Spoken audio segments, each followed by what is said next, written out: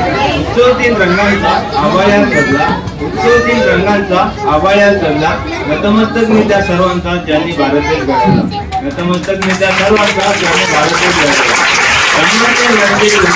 देश घडवला. आणि माझ्या मित्रमैत्रिणींनो, माझे नाव नीरज आहे. सर्वांना माझा नमस्कार.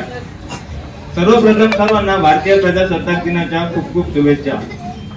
मित्र हो, आज 26 जानेवारी आपण भारताचा 76वा प्रजासत्ताक दिन साजरा करण्यासाठी एकत्र जमलो आहोत. 15 ऑगस्ट 1947 रोजी आपला भारत देश इंग्रजांच्या गुलामगिरीतून मुक्त झाला.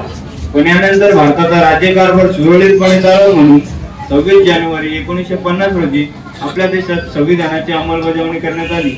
या दिवसापासून देशात राज्यघटना लागू झाली. डॉक्टर बाबासाहेब आंबेडकर हे भारतीय संविधानाचे शिल्पकार आहेत. भारतीय संविधान हे जगातील सर्वात मोठे लिखित संविधान आहे.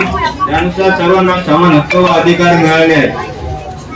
प्रजासत्ताक दिन आपल्याला देशाच्या स्वातंत्र्यासाठी लढलेल्या देशभक्तांची, अतुल्य पराक्रम गाजवणाऱ्या शूरवीरांची आणि त्यांच्या बलिदानाची आठवण करून देतो.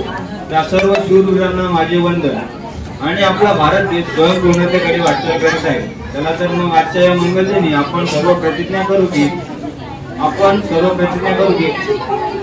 आपण देशाची एकता व अखंडता टिकवून ठेवू व देश हितकारक काम करू. जय हिंद, जय भारत. धन्यवाद.